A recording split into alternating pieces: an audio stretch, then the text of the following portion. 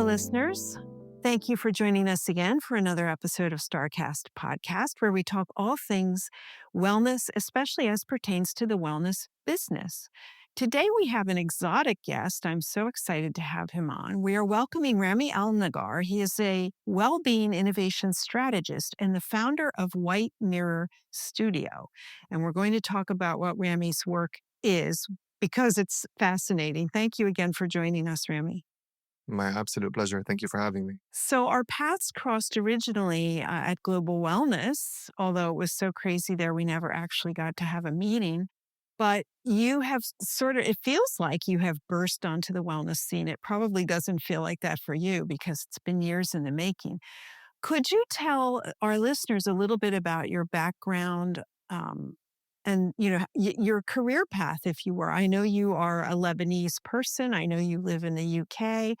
I don't know how you got into the work you're in now, and we would love to hear that story. Absolutely. It's true. We've never really met in person, even though we've crossed paths so many times. Yes. If I go back to my Lebanese heritage, I would say I started my journey with a series of frustrations. I was very frustrated with the environment I grew up in because it never really took care of us. We had to deal with a lot of friction, a lot more than many countries in the world have to. And I really send a lot of my love to what's happening there at the moment.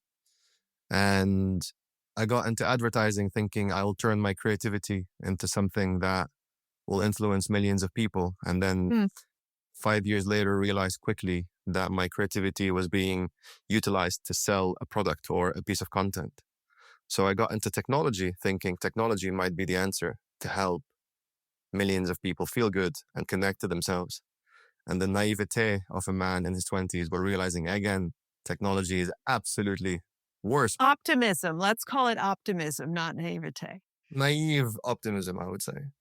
And I ended up opening a virtual reality, augmented reality, and AI studio called Somewhere Else. And there was a project that really came close to me, which was called the Body Swap. And the Body Swap was this project that allowed a mental health practitioner to work with a suicidal patient. And that virtual patient would speak to you. And then you would switch bodies with that patient. That's fascinating. Why am I avoiding eye contact? Why am I calling them sick? So you start seeing the difference between the theoretical practice that you have and the reality of it. And the idea was to bridge the gap between that so that by the time you get to the real patient, you know how to deal with it. You know what you look like in their eyes. And that project was my first impact project. And I was very touched by it. Was it successful, Ramy? Did it really help open the eyes of the therapists? I would say so. We did a second version of it years later with another studio and the palliative care unit in hospitals. And it was helping doctors understand what is care for a terminally ill patient and how do you not traumatize their family as well if you're giving news, because care is a much more holistic word. And so it was deployed in a few hospitals. And I'll be honest with you, I didn't follow from there because we built it, we handed it to them. It was utilized in a few hospitals and then we left it there. But just doing an impact project for me was such a different experience as a creative, as a strategist, as an innovation designer, to genuinely see people be touched, that I set up in the end White Mirror, where I am now. Because I felt that if you infuse technology, if you infuse space, if you infuse experience with a layer of intention, I think it can go a much longer way, hence the name White Mirror. Well, what does that name mean? Can you drill down into that for us? I was at iSpa this week and I started my talk with a video of the various polycrises that we're living in at the moment. And it was a pretty depressing montage to go through just the last 4 months of 2026. And I was sharing that underneath these polycrises, there's even more of something more subtle, more intimate, a collective meaning crisis.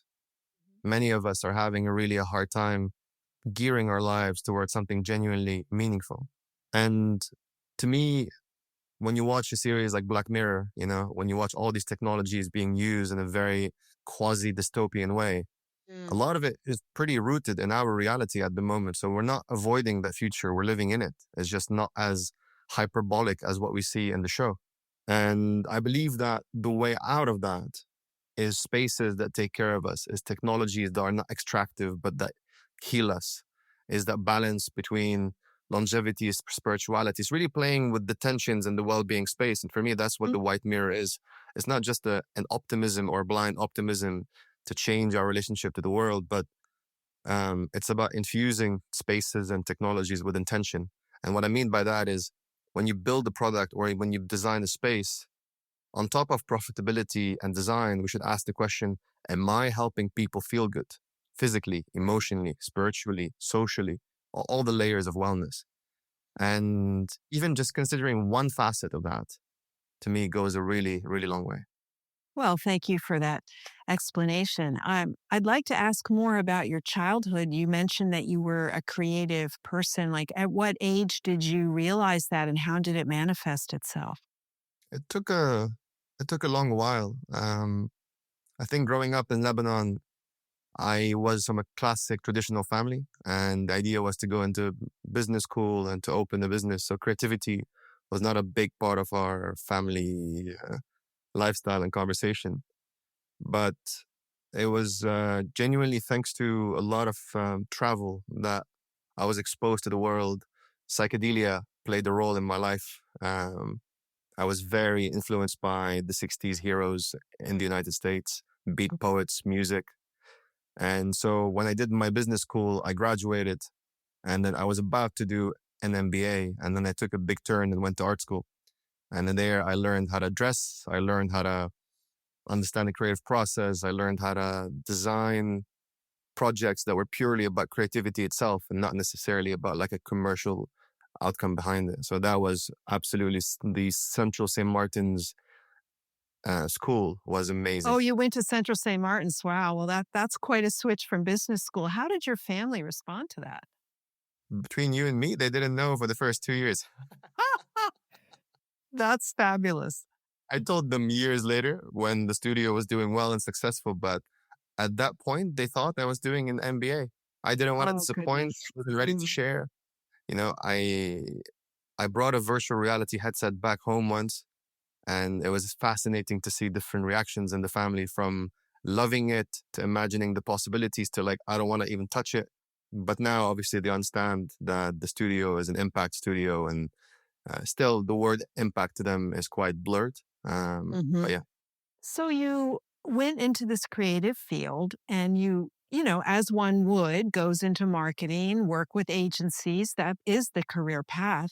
You decided you didn't like that. I'm curious about how you got the wellness influence came into your work. I think it started more from my social circles. So I was always lucky to find myself in interesting social circles. And they can be very experimental circles, technological circles, psychedelic circles. And I got into quite spiritual social circles. And back to that point of how frustration guided my career, I was very frustrated in those circles because there was a lot of spiritual materialism. Think Tulum, Ibiza, but back in the early 2000s, before they went through the circles of, of maturation. And you saw people that dressed in a certain way, put on their kimonos, their crystals, and there was that spiritual materialism. But then the narcissism and the social structures were still the same as toxic as other circles that you would see. Um, and so I thought I misunderstood spirituality itself, but I saw circles that were just being very spiritually materialistic. You know, my guru is better than yours. My crystal is bigger than yours. I'm more performative than you are. And so when I first got my first wellness project with Tom, my previous business partner, we ended up working with Calm, the app, and he was producing music for them. And I met a neuroscientist in Lisbon who just finished his Horizon 2020 fund. He had a big room full of equipment, brain activity, heart rate, galvanic skin, and he wasn't sure what to do with it. And I'm like, why don't we open the lab? And so between Calm coming in and the lab coming in at the same time, we started studying music psychology principles to improve the design of the way we deliver functional soundscapes. And we delivered the first sleep content for Calm. It was quite successful.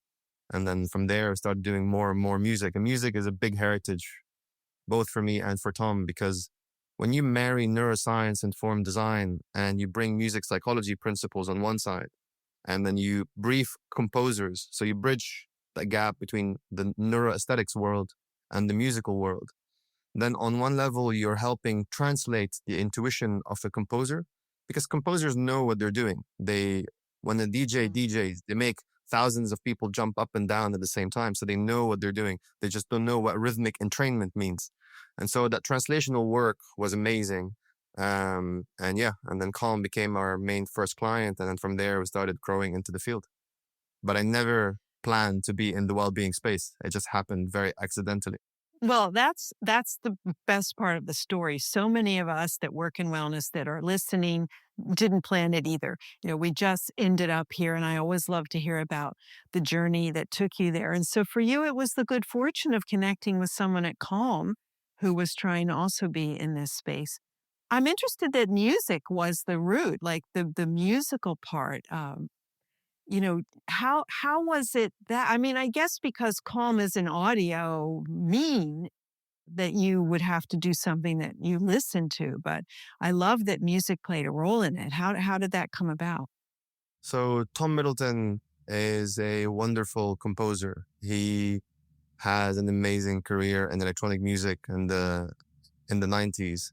And then he pivoted into what we call functional soundscapes. So soundscapes that have a very clear effect on your psychophysiology.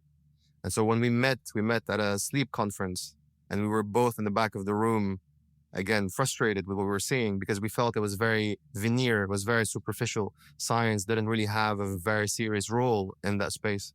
And, we've gone a long way as an industry since. I think COVID helped catalyze a lot of it. And we both shared Mm. this passion of bridging arts and science. It's a big thing for us. And so even in all of our projects, you'll always notice that our design process brings in a researcher, brings in an artist, brings in a technologist, because the more facets we bring into our design and the more voices we find ourselves being that rubber band between them. Because our design methodology changes from project to project.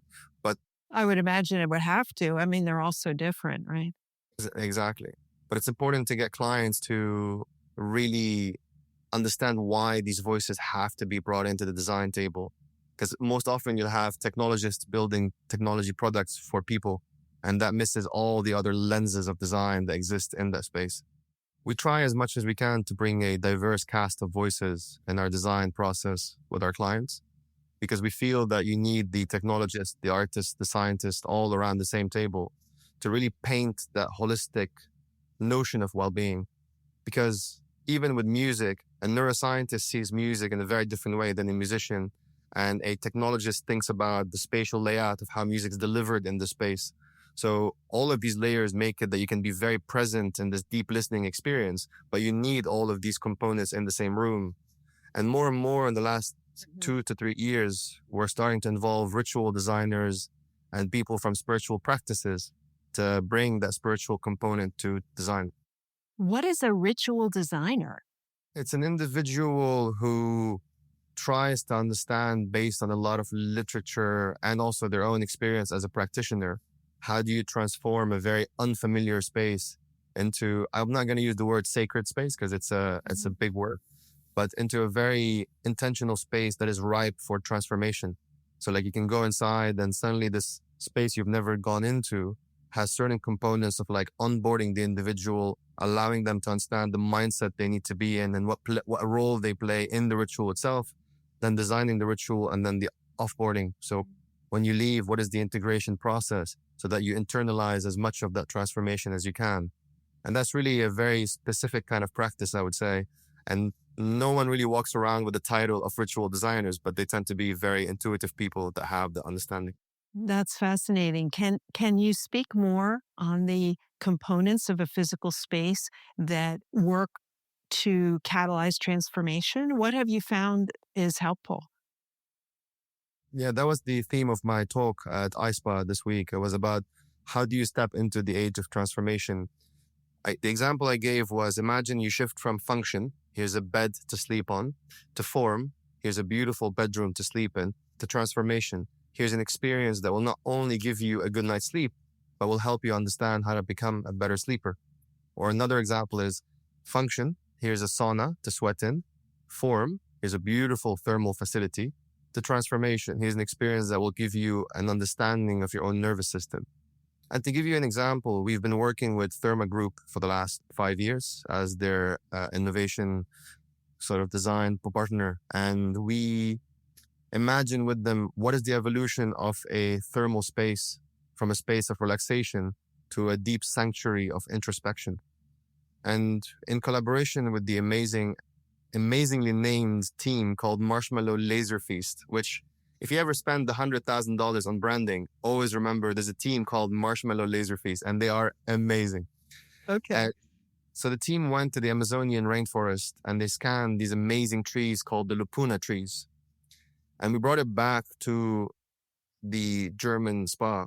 And so as a guest, you walk in, you find yourself in your robe or you're in Germany naked and you go inside water, you're submerged, you've got spatial sound of animals and trees surrounding you. You lay down on these custom designed lily pads, there's rain, and you're going through this 24-hour experience of a tree. There's a tree above you, and we allow you to go inside that tree. And what's amazing in this experience is you don't just do a forest bathing experience. You're feeling the texture of the tree, you're understanding its seasonality, you're really embodying it. And so when we did the research afterwards, we tested brain activity, heart rate, bionic skin, and the list goes on. And what's fascinating is beyond just the positive biometrics, so people felt more relaxed, the brain was in a meditative state, lower heart rate, lower breathing rate. We then had a beautiful scene in the end of this flower that blooms called the Queen of the Night, that blooms once a year and it dies. So it's a story of death, of ephemerality, and you see people outside having this profound conversation about why am I not taking my kids into the outdoors? Why am I not seeing this incredible mystery of nature? And so the transformation here is not just the psychophysiological well-being, which is the minimum we need to have. But afterwards, we saw that people were rating their nature connectedness score and they felt more connected to nature. And Mm. on an anecdotal level, they were saying that they want to alter the lifestyle, start spending more time in the outdoors.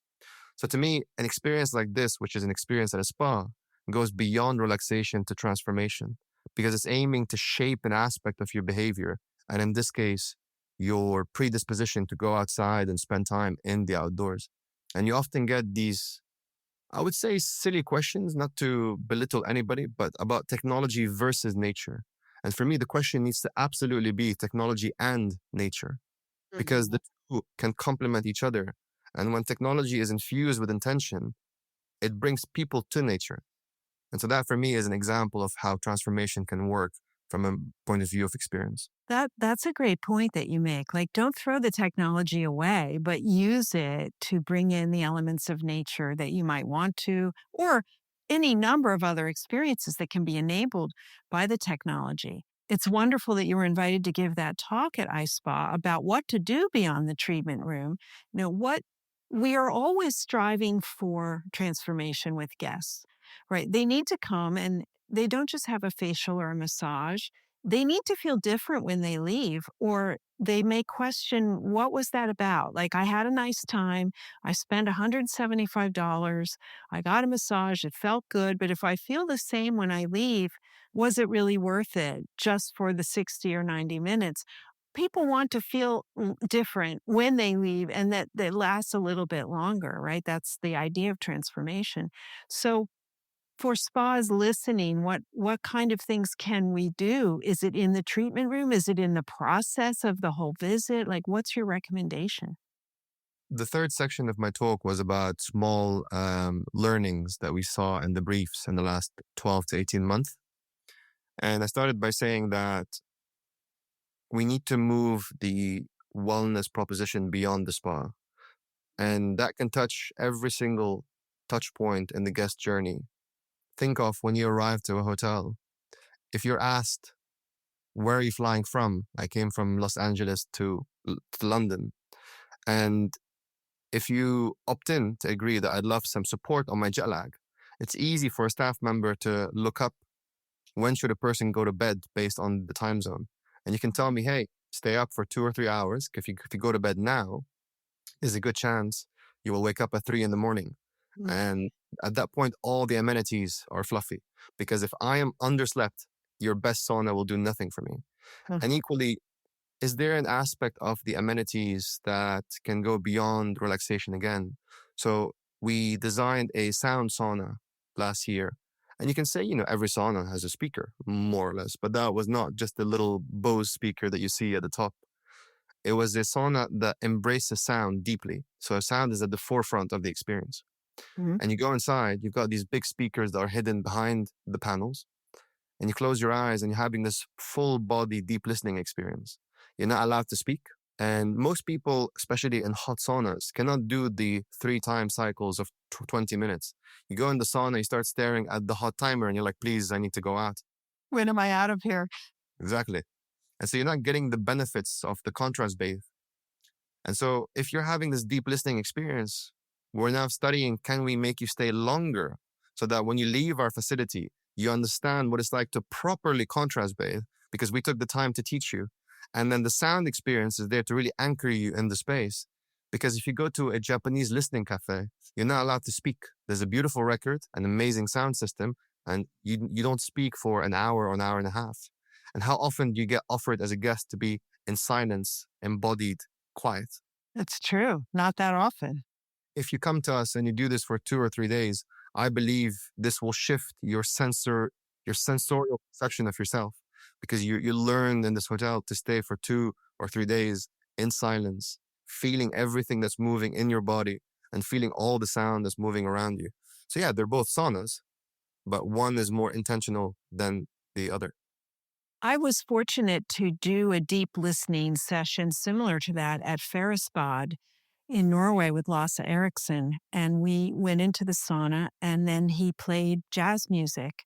And, we no speaking, we just listened and it was long, but you're right. It sort of performs the function of the Aufguss, which is originally developed to keep people in the sauna longer. You have a reason and you have a way to focus your brain on the sound of the music. And then you don't think so much about the environment that you're in and your brain takes you somewhere. Absolutely. And there's a few other components, like if you think about the bedroom is an amazing operating system for well-being.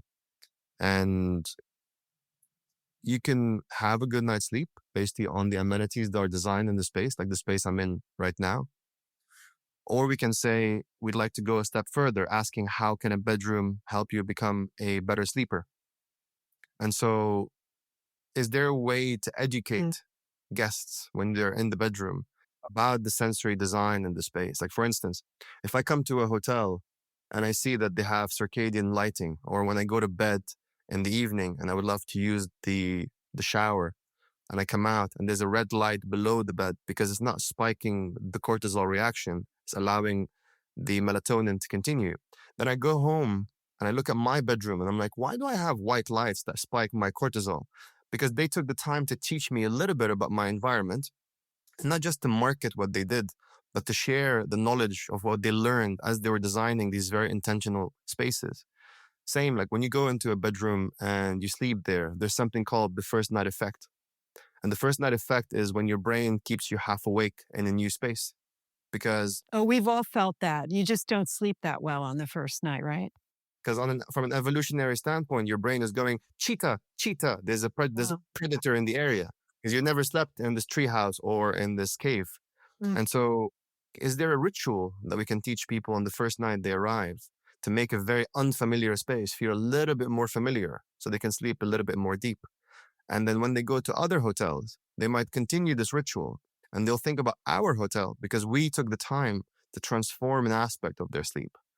And so, the big question for me on all of this in hospitality and spas, even in the out of category, like we've done automotive projects where we try to shift from a smart vehicle to a thoughtful vehicle. Because every environment is an opportunity to help people feel good. Doesn't need to be Mm. a real estate sort of environment. But it's always about like how can I go a step further to shift the perception for you, to give you an aha moment, for you to go home and say, I learned something in this space. And if you leave the space transformed from when you entered it, that's a really good design challenge for ourselves to go beyond just the minimum of like, no, you feel good. No, we need to go a little bit higher. We transform something about you. That's wonderful. That's what we're after, education and transformation. So, teaching people how to do it better for themselves. Ramy, I know you've said that you have a problem with wellness as a concept because you feel that it is a limiting word. Could you elaborate on that? Yeah, you're taking me back to my marketing days when we were sitting down to think of the White Mirror website and like, what word should we use? We tried to work with the word human flourishing because it felt more joy centric. And if you think about wellness, it has its limitations in many ways. It's been utilized, it's been well washed. Longevity is going through a similar process at the moment. We sat down a few weeks ago talking about the etymology of the word clinic. Like, why do we use the word clinic? Clinic means there's something like a pathology, but aging is not a pathology. So when you go to a clinic to deal with your aging, automatically the psychological priming is I've got a problem to fix. Right. It sounds medical.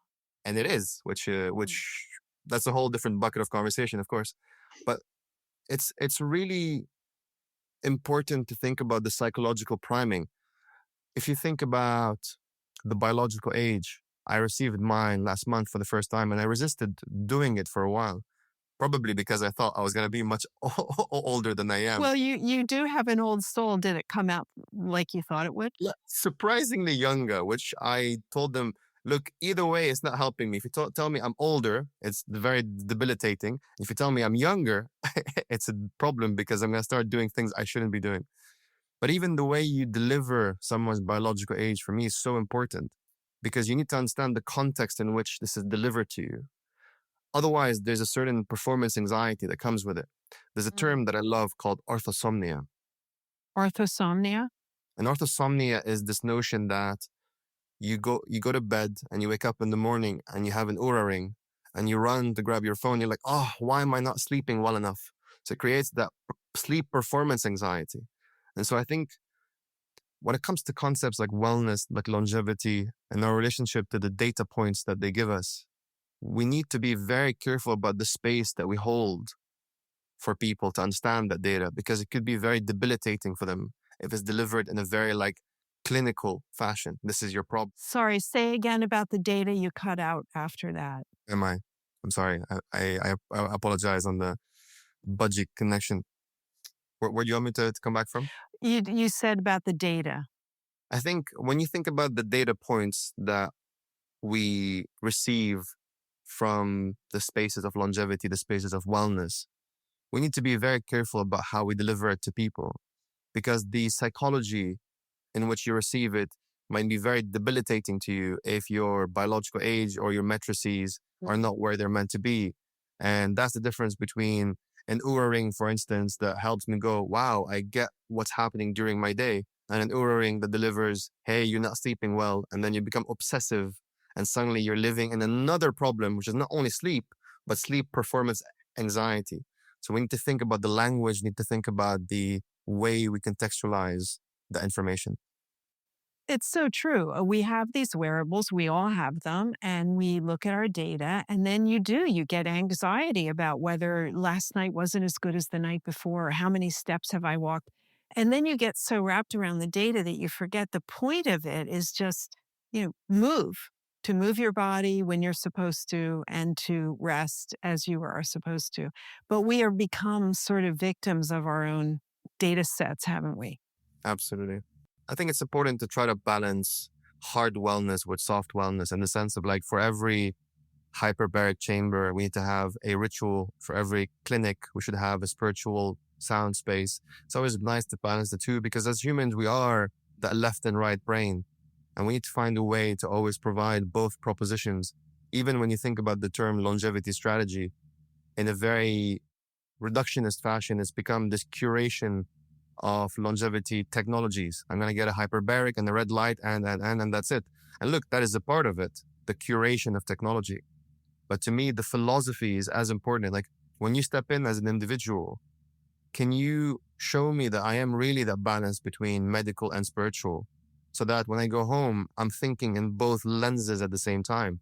Yes, I'll do my hyperbarics, but I'll also make sure that I start my day with a very joyous ritual that allows me to connect deeper to myself before I go and I grab my phone. And Jay Shetty spoke about that at iSpa. He talked about thankfulness, but in a very beautiful, profound way, because there's so much research around thankfulness. And when you're thankful and you're embodying that thankfulness, it's a very easy way to push out all inner thoughts and anxieties because the only sense and the only thought you're with is, I'm very grateful to what I'm experiencing. And I saw this in a few practitioners I've met the last few months where when they build a protocol for peak performance, there is the classic technologies that you're after, but there's also more and more these thankfulness meditations that they're asking their peak performers to do because the research is showing that when you're sitting down and not just meditating to clear your mind, but being thankful, it changes your psychophysiology, you know? And yeah, so for every ritual, a hyperbaric, for every clinic, a spiritual space. Let's try to always yin to yang, because we are those two things at the same time as human beings. It makes me think about the word longevity, which you mentioned. It's such a hot word right now, and we've been talking about it so much. Many of my podcast guests have brought it up. I mean, how we all want longevity, right? We want health span. We want to live longer, well. And there's so many businesses now that are focused on we're longevity and we have this ingredient and this piece of equipment. And I'm asking myself, well, how will we know if they're right? We have to come back in 50 years and see what our measurements are to know if it's working. We don't even know, and yet we're so wrapped up in that. It's a tricky one, and I don't have the answer for it. But the only thing I will say is we were invited last month to Antarctica, which was a beautiful experience to be in the edge of the world. And there Amazing. were a variety of different longevity scientists, practitioners. Dave Asprey was on the boat giving a talk. And there's a whole range of philosophies, a whole range of practices from stem cells to biohacking. And what was beautifully surprising is I went in with, I'm going to learn on the science of longevity, and no one will ever mention anything spiritual or even the word embodied will never, be even remotely discussed. And a lot of these practitioners were quite the balance between the two because I feel that somehow, because when you get so deep into the human body, you kind of start seeing the wonders of it. And it's a very awe-inducing experience to see this very uh, connected system that is the human being. And many of them were pushing for one main idea, which was we need to help people think for themselves. There's nothing called an average treatment because you can be on that bell curve and what works for you works for you. And so all of them were saying, look, I am a researcher on stem cells, but I'm not saying all of you tomorrow should go and do that. I just want you to get this perspective. And if it works for you, then do it. But if it doesn't, great. You learn about it and then you move on. So I think for yourself, for me, is the most important thing. And not education in the classic sense of like, let me tell you what stem cells are and why they're good for you. It's more, let me give you a broad range of understandings and knowledge, and then let you empower yourself with choice and try combinations. And if one thing works, do more of it. And if you do Right. less of it and nothing changes, then don't do it anymore and then go on to the next thing. Well, we know that human bodies are inexact, right? You like lasagna, you don't, right? So I mean, we can't all respond the same way, even to the same stimuli. But I do think that humans can be frozen out of listening to the signals they receive, and they're so reliant on what they feel they should be getting out of it that they don't really realize what they are getting out of it. Does that make sense? Absolutely.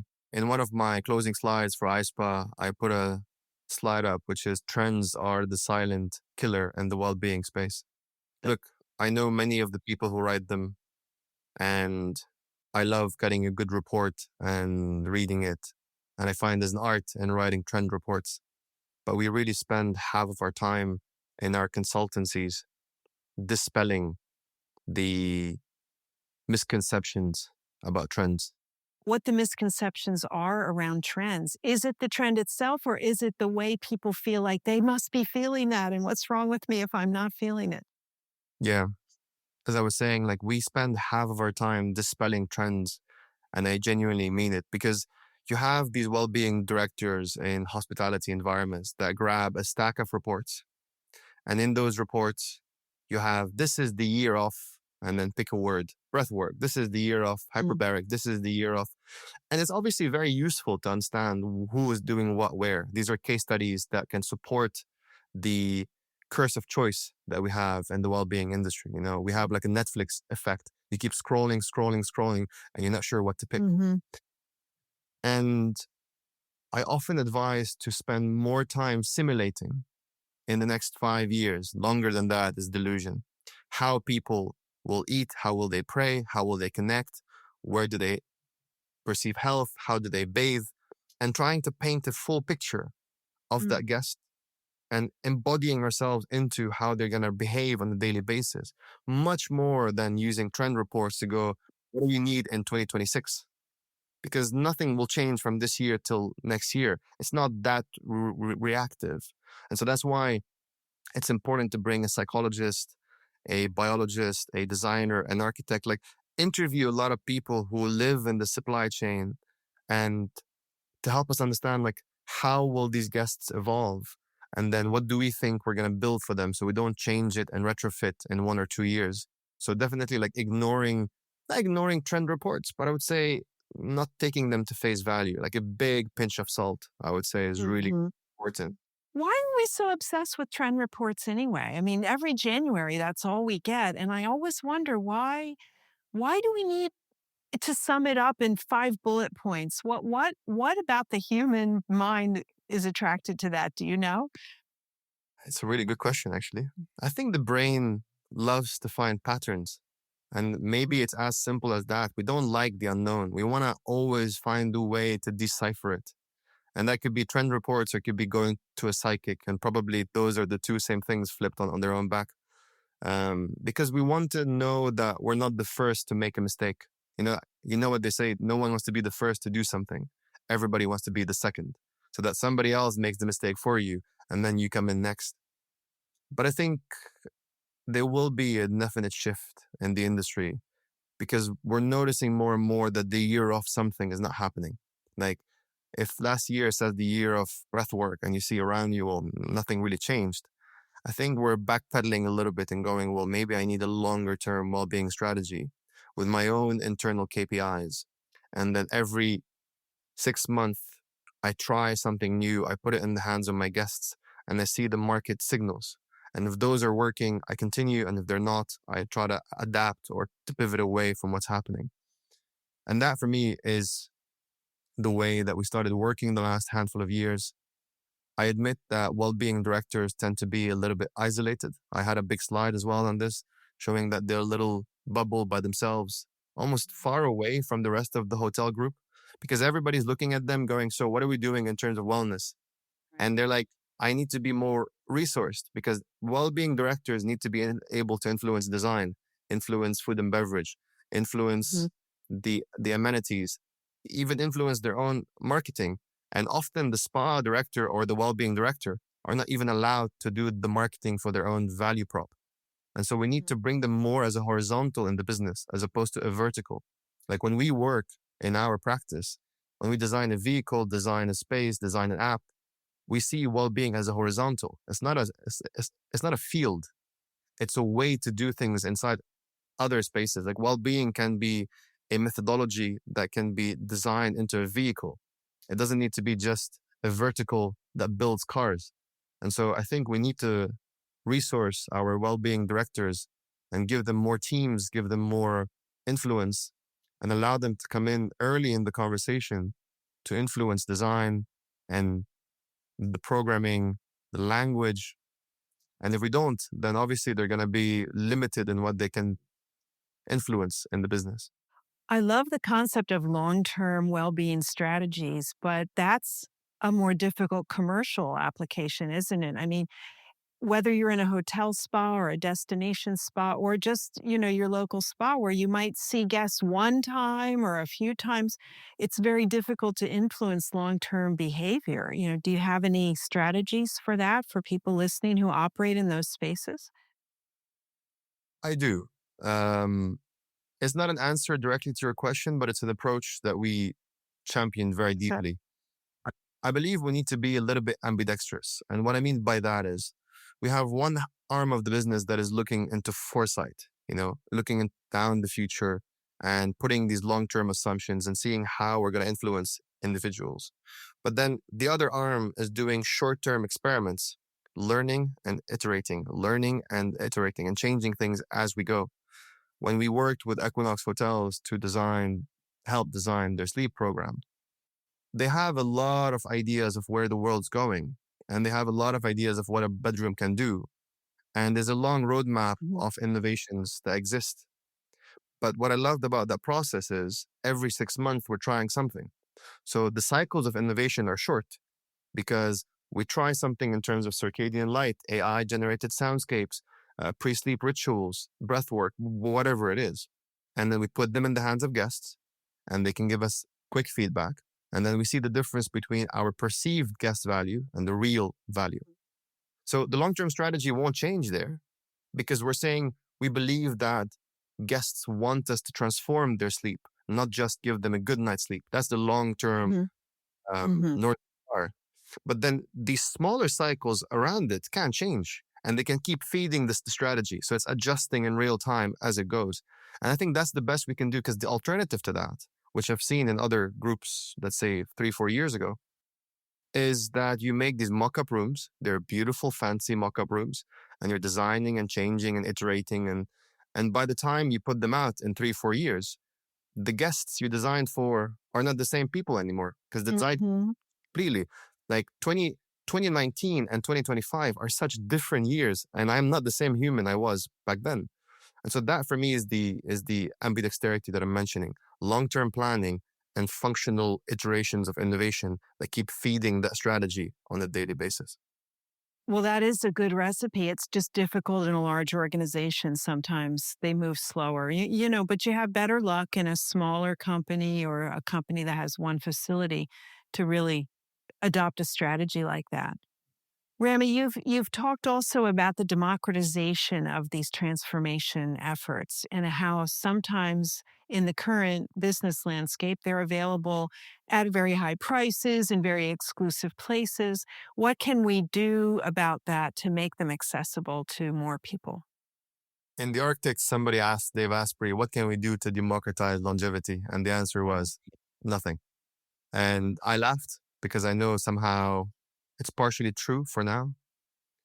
I believe one of the fascinating aspects of artificial intelligence is it will democratize it. I know we have this, again, very binary conversation. Is AI good? Is it bad? I believe it's the intentionality we infuse into it.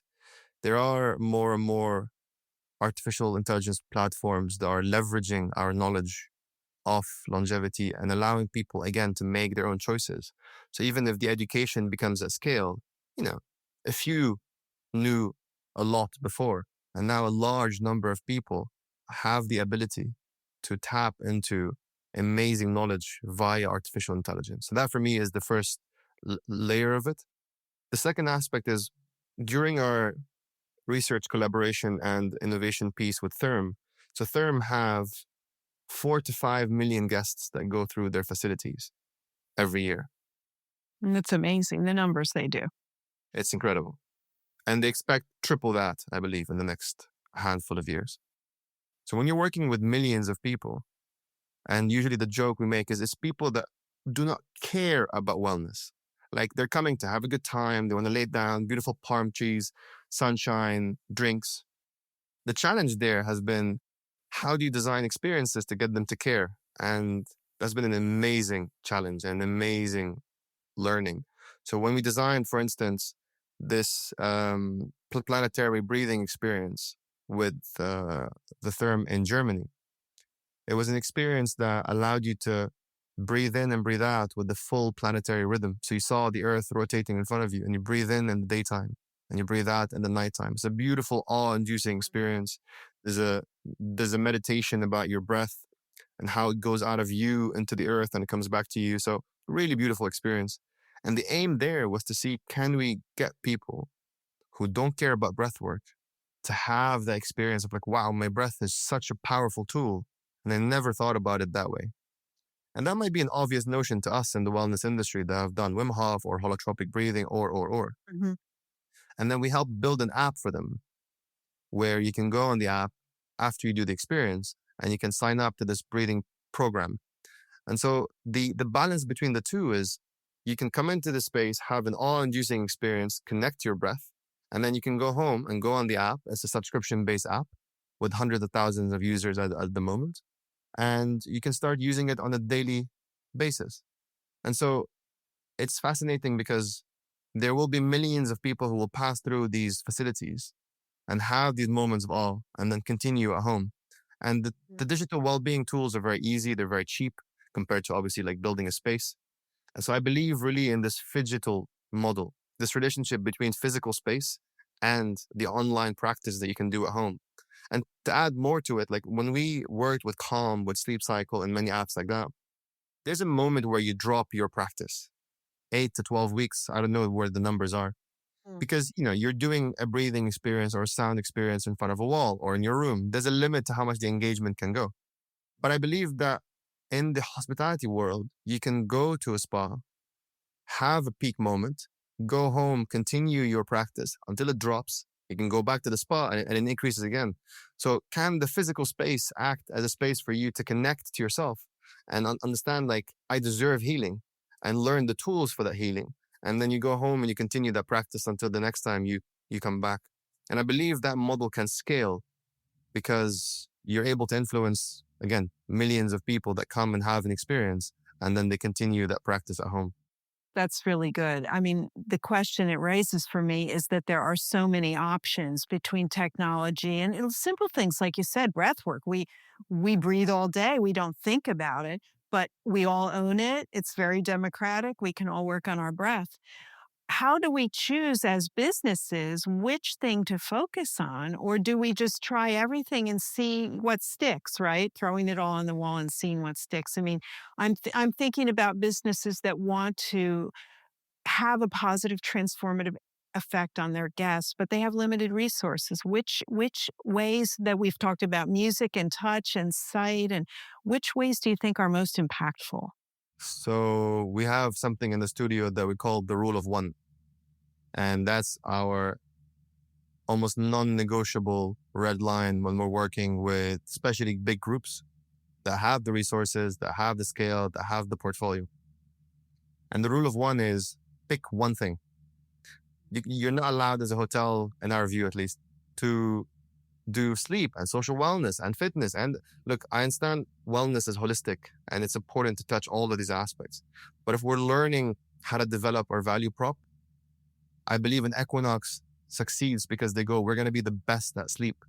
And if you're a bathhouse and you believe your audience and community is social, be the best at social bathing. And then slowly add other things. But I think like doing one thing and doing it really well, A, helps to combat trends, but B, it allows the well-being director and his team to understand like this is our long-term North Star. And when a Mhm. consumer has too much choice between you and the app they use and the third space they love and where their friends go, like you're not competing just with other hospitality players. You're competing with the whole city. You're competing with the person's inner world. There's so much Mm. that overrides your value prop. But if in their mind they go, when I think of you, I think of sleep, or when I think of you, I think of making friends and having a sweat, then it's easy for them to go, yeah, I'm going to come to you because it's a very clear value prop. So I'm a big believer in choosing one thing and deepening into it because the next year will be the year of something else. And you're like, yeah, but it's not my thing. Unless it's about sleep and I'm doing sleep, the rest for me is noise. The only signal is the one thing that we're doing and doing it very well.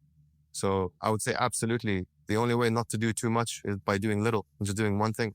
Right. Subtraction. Just drill down to the one thing you can do reliably, you can produce results and do that really well. Exactly. And the discipline is complex. When you think of sleep, it's a whole universe to go into. When you think of recovery, there's so much of recovery to work on. So I really believe if you have multiple things on the table and you don't know what to do with them, choose one. Great. I'm going to ask for your last bit of advice, Ramy, for spa owners or managers listening to this conversation, about something that they could do to further their efforts in transforming their guests? Is it to use technology? Is it to find the one thing in your brand? Is it to think about ritual design? Like what is the thing they should most focus on for the near future anyway? So, absolutely not coming into it with the belief that technology has the answers for it.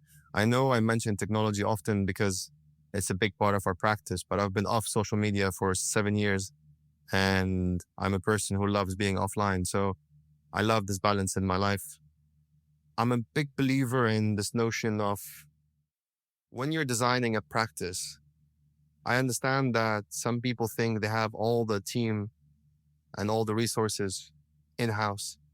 And I'm not saying come and hire us. This is not a long London marketing piece. I think it's important to bring external voices into your space. And these voices don't have to be wellness, they don't have to be longevity, but they can give you an outside perspective to your business. Even if you're a big group, there's a possibility to be nimble by bringing an external person and picking one or two people in the practice who do innovation, and then they can act as a startup within a larger group. Because I get it, when you're a big portfolio and you have thousands of environments and assets, it's so hard to move this beast. It's so big, it's so dense. Hmm. Okay. Ramy Elnagar, well-being innovation strategist and founder of White Mirror. Thank you so much for joining us. If anyone listening wants to learn more about White Mirror, you can find them at whitemirror.studio. Based in the UK, but taking over the world. Thanks again, Ramy, for taking the time to talk with us today on StarCast.